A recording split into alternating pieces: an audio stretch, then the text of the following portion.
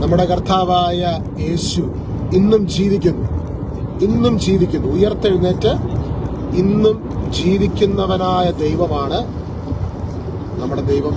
He is alive.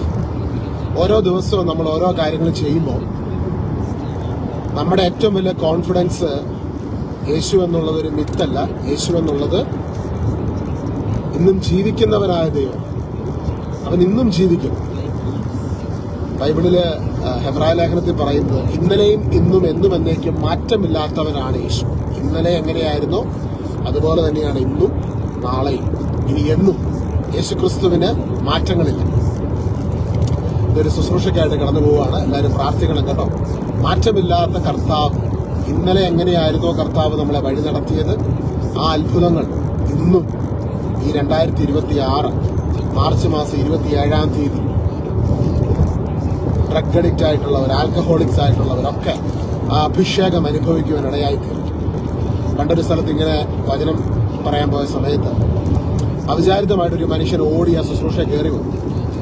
ആള് drug addicted ആയിട്ടുള്ള ഇങ്ങനെ ഈ മയക്കുമരുന്നൊക്കെ അതിന്റെയൊക്കെ പല പ്രശ്നത്തിലൊക്കെ പെട്ടിരുന്ന മനുഷ്യനാണ്. അപ്പൊ ആൾക്കോ പൈസ ഒരുപാട് കൊടുക്കാനുണ്ടായിരുന്നു. അവരിങ്ങനെ പുറകെ ഓടിക്കുകയൊക്കെ ചെയ്ത് ഈ മനുഷ്യൻ അഭയം തേടി, അല്ലെങ്കിൽ അവരെ കാണാതെ ഒളിച്ചിരിക്കാൻ വേണ്ടി ശുശ്രൂഷ നടക്കുന്ന സ്ഥലത്ത് കയറി വന്നതാണ്, പള്ളിയിൽ കയറി വന്നതാണ്.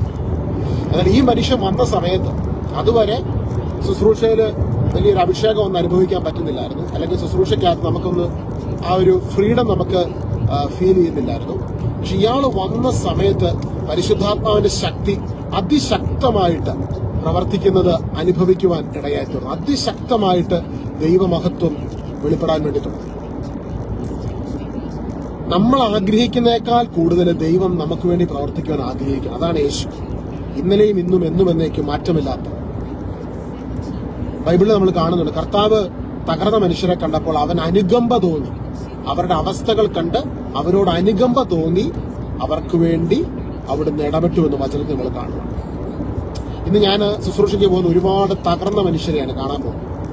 നിങ്ങൾ പ്രാർത്ഥിക്കണം. ഇന്നത്തെ ശുശ്രൂഷയില് ഈ തകർന്ന മനുഷ്യരെ അവരോട് ഇടപെടുന്നത് യേശുവാണ്, നമ്മളല്ല.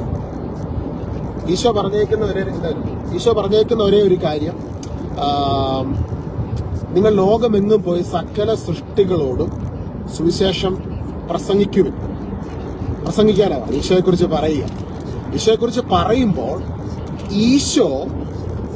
ഈശോയുടെ ആത്മാവിന്റെ സാന്നിധ്യം അവിടെ വ്യാപരിക്കും.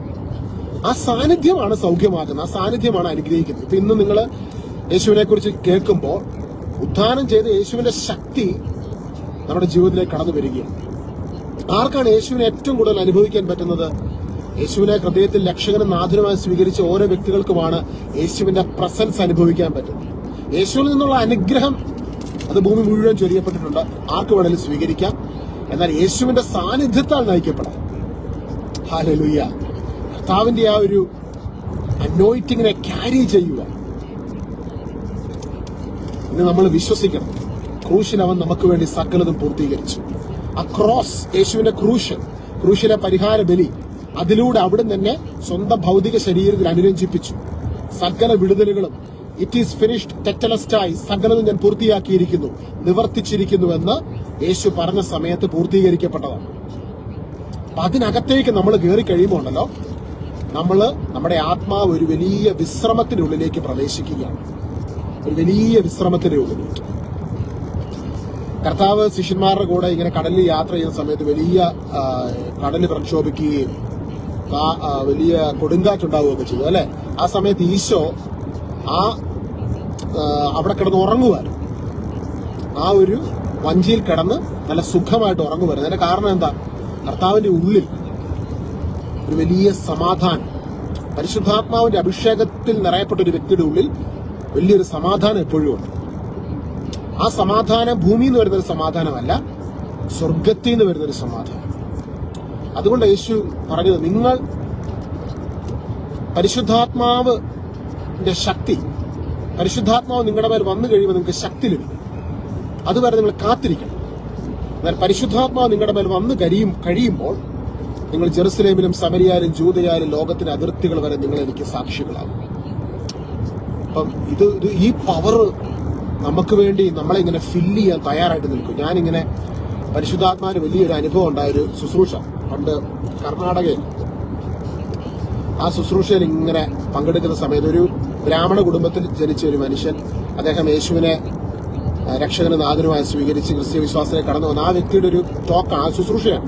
ആ ശുശ്രൂഷ ഞാനിങ്ങനെ പങ്കെടുക്കുന്ന സമയത്ത് അദ്ദേഹം ചോദിക്കുന്നു, പരിശുദ്ധാത്മാവിനെ സ്വീകരിക്കുവാൻ ആഗ്രഹിക്കുന്ന ആരെങ്കിലും ഇവിടെ ഉണ്ടോ?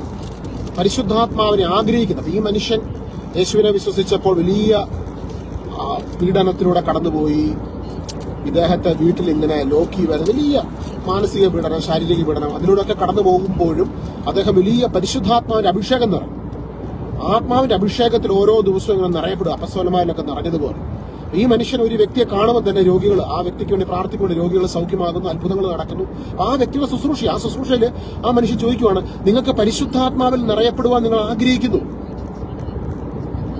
അവിടെ നിന്ന് ഞങ്ങൾ എല്ലാവരും പറഞ്ഞു, yes, we would love to, ഞങ്ങൾക്ക് അനുഭവിക്കാൻ ആഗ്രഹമുണ്ട് എന്ന് പറഞ്ഞപ്പോഴേ അദ്ദേഹം പറയാണ്, ഞാനല്ല നിങ്ങൾക്ക് വേണ്ടി പ്രാർത്ഥിക്കുന്നത്, നിങ്ങൾ ആഗ്രഹിക്കുന്നേക്കാൾ നിങ്ങളെ നിറയ്ക്കുവാൻ ആത്മാവ് ആഗ്രഹിക്കുന്നുണ്ട് എന്ന് പറഞ്ഞപ്പോൾ അവിടെ കൂടിയ സകല മനുഷ്യരിലേക്കും പരിശുദ്ധാത്മാവ് ഇറങ്ങി. എല്ലാ ബാക്ക്ഗ്രൗണ്ടിൽ പെട്ടവരുണ്ട്, മുസ്ലിങ്ങളായിട്ടുള്ളവരുണ്ട്, എല്ലാ ബാക്ക്ഗ്രൗണ്ടിൽ പെട്ടവരിലേക്ക് ആത്മാവിന്റെ ശക്തി അങ്ങ് നിറയുവാണ്. ഇതങ്ങ് നിറഞ്ഞു കഴിഞ്ഞപ്പോൾ ഉണ്ടല്ലോ, ഈ മനുഷ്യരെല്ലാവരും തിരിച്ചറിയുവാണ്, യേശുവാണ് സത്യദൈവം, അവൻ ഈസ് ദ ഗോഡ്. അത് ബുദ്ധിയുടെ തലത്തിൽ മനസ്സിലാക്കുന്ന ഒരു അണ്ടർസ്റ്റാൻഡിങ് അല്ല. നമ്മൾ ബുദ്ധിയുടെ തലത്തിൽ ആൾക്കാരുടെ പറഞ്ഞു കൊടുക്കുന്ന ഒരു സംഭവം, അതിനപ്പുറമായിട്ടൊരു തലമുണ്ട്, ആത്മാവിന്റെ തലം. ആ തലം തുറക്കപ്പെട്ട് കഴിഞ്ഞാൽ നമുക്ക് പിന്നെ ആത്മാവിന്റെ ലോകത്ത് നിന്ന്, പരിശുദ്ധാത്മ അഭിഷേകത്തിൽ നിന്ന് പുറത്തു വരാൻ നമുക്ക് താല്പര്യം വരത്ത അതുപോലെ ഒരു നിറവ് നമ്മളെ അങ്ങ് പൊതിഞ്ഞു പിടിക്കും. ഇന്ന് ഞാൻ പ്രാർത്ഥിക്കുകയാണ്, ആ നിറവ് നിങ്ങളെ പൊതിഞ്ഞു പിടിക്കട്ടെ, ആ നിറവ് എന്നെ വഴി നടത്തട്ടെ, എന്നെ പൊതിഞ്ഞു പിടിക്കട്ടെ, നിങ്ങളുടെയും എന്റെ കുടുംബത്തെ നിറയ്ക്കട്ടെ, വഴി നടത്തട്ടെ. ഇന്ന് നടക്കുന്ന ശുശ്രൂഷയിൽ ആ നിറവിന്റെ അഭിഷേകം വ്യാപരിക്കുന്നതിന് വേണ്ടി നിങ്ങളും പ്രാർത്ഥിക്കും. നമ്മുടെ ആഗ്രഹം ഇതാണ്, ഈ ഭൂമിയിൽ നമ്മളായിരിക്കുമ്പോൾ, ഈ ഭൂമിയിൽ നമുക്ക് യാത്ര ചെയ്യാൻ വാഹനവും, താമസിക്കാൻ വീടും, ഭക്ഷണവും, വെള്ളവും ഒക്കെ വേണം, ശരീരത്തിന് വേണ്ടത്. എന്നാൽ നിത്യമായൊരു വാസസ്ഥലം നമുക്ക് ആ യേശു ഒരുക്കിയിട്ടുണ്ട്.